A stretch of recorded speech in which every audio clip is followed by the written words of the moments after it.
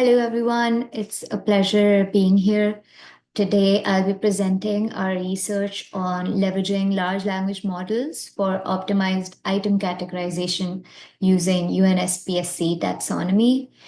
We will walk through the problem, our methodology, key results, and the insights that we have uncovered. Let's dive in. A little about myself. My name is Anmolika Singh. I am a data scientist at Stanley Black& Decker. I went to Pennsylvania State University for my undergrad, majoring in applied data sciences. I am right now based out of Texas, United States, and I am an independent researcher. I look into artificial intelligence, large language models, Industry 5.0, inventory management, and new technologies are some of my key interests. So let's begin by setting the stage. Item categorization plays a critical role for organizations. Businesses constantly are seeking to do management and build policies around their items, whether it's for pricing, prioritization, e-commerce, accounting, many different areas. And as the number of items or the inventory in the organization grows, it becomes a lot more investment of time and money to manage this. The UNSPSC taxonomy provides a standardized way of classifying items provided by United Nations.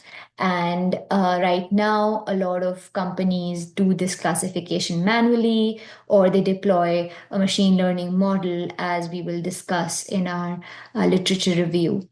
So the goal of the project is to demonstrate how large language models like GPT can automate this task, reduce errors, and enhance efficiency. So why does item categorization even matter? So classifying items into product becomes a fundamental aspect of inventory management. It enhances efficiency of the supply chain. It helps in inventory tracking. It helps in demand forecasting, any strategic policies. And in this day and age where everything is automated and electronic product catalogs have become a core part of inventory management. So all of this demands for uh, appropriate standardized information, which is where item categorization steps in. So main points that item categorization would solve for organization: inventory management, procurement efficiency, cost optimization, and business impact financially as well. So previously, there has been work done on automating this categorization, and there have been naive-Bayes classification methods that have been proven to be promising. People have also applied word-to-vec with averaging, logistic regression models, and even more complicated models of fast tech. But all of these models showed very good accuracy and were really promising. But the limitations occur when the data set increases, becomes larger, and becomes more diverse. So the accuracy, as you can see, drops from the 90s to a 50 to 55%.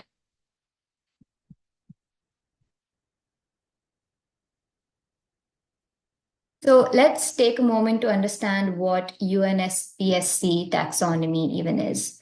So United Nations has given out a hierarchical classification system, which is called United Nations Standard Product and Services Code. It follows the hierarchy of a segment, a family, class, and commodity, all of which becomes an 8-digit number.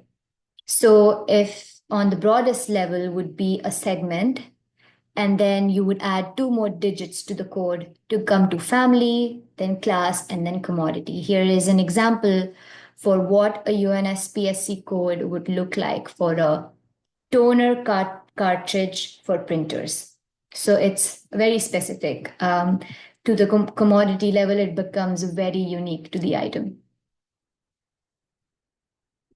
So LLMs, before we dive into our methodology, what are LLMs? LLMs are large language models. They process human language with advanced understanding and context.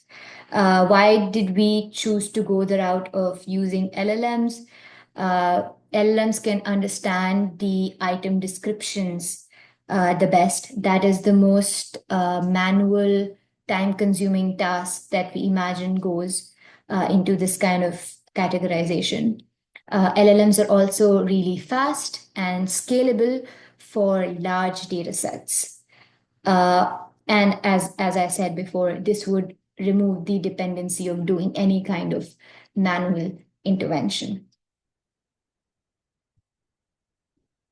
So the research objectives that we are trying to solve is automate the assignment of UNSPSC codes. We want to evaluate the performance of LLMs and how they compare to the existing tools, and also identify the benefits and challenges of using LLMs for this taxonomy as well.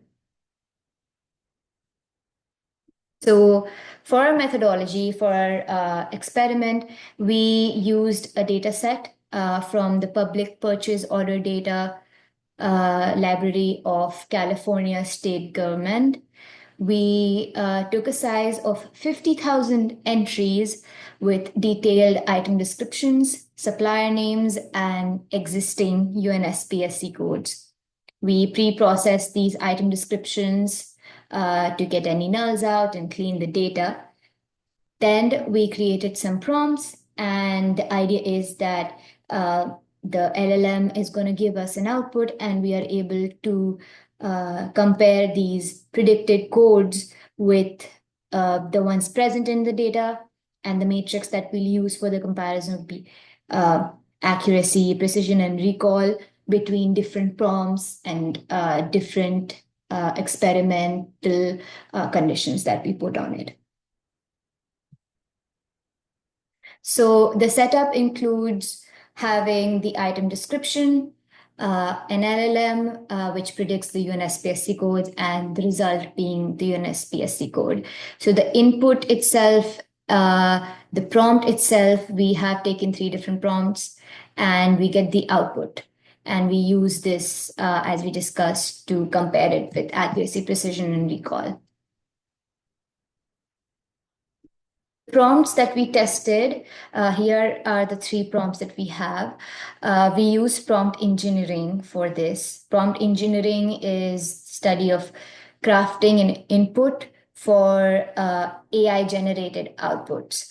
The benefits of doing prompt engineering is that you are able to balance the creativity and relevance of the task by providing as much detail as possible or being as concise as possible.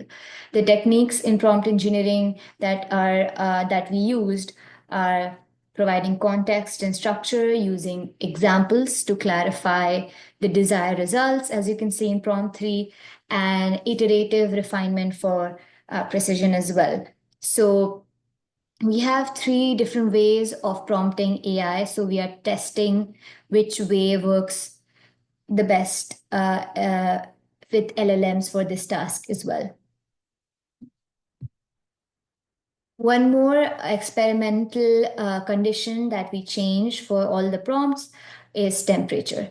Temperature controls the randomness of the AI responses or the creativity of an AI. A low temperature, for example, a 0.2, would give you very focused outputs, and it would be ideal for any factual tasks. And high temperature, for example, 0.8, would give you a little bit of creativity. It would tell you storytelling or some brainstorming where the AI needs to think for itself. So the temperature controlled is anywhere from 0 to 1, and we have used 0, 0.5, and 1 for our testing. So here are results. The data set, which was highly diverse and expansive, gave us a performance matrix of 40% for class level and 54% for segment level. So remember, UNSPSC codes have different hierarchy trees, and segment is the topmost and commodity is the lowest. So we naturally saw the accuracy go down when we go from segment to commodity. But segment for 54% of the items was counted as correct. And our prompt 3 did far better than the other prompts. Prompt 3 was the one where we provided examples and gave the LLM expected outcomes. Also, temperature that performed the best was 0. AI, without doing any creativity or brainstorming, is able to give us factual responses to this task without putting in a lot of creativity into it. Challenges and limitations that we ran into was first, if the item descriptions are poorly formed or are not long enough, the LLM would not give a correct answer for it. And most of the accuracy drop that we saw was also related to this. Next is about how LLMs don't have a lot of specific knowledge. Maybe for a company who's trying to use them, LLM does not have knowledge about that company's products and niche categories. Last one is that any large scale deployment of maybe more than what we had would end up taking a lot more computational resources and maybe a little more time as well. So the conclusion of our study is that LLMs demonstrate a significant potential for automating UNSPSC-based item categorization.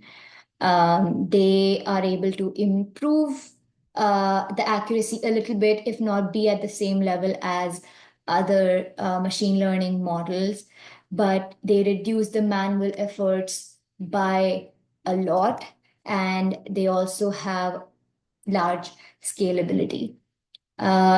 Future advancements of maybe having good, clean data where the product has a good product description. Those kind of data sets would definitely get the best out of using LLMs. And if a company or an organization is able to fine tune the LLM to their own information, then LLMs will perform the best for them. With that, I conclude my presentation. Thank you for listening, and this has been a great opportunity. Thank you all.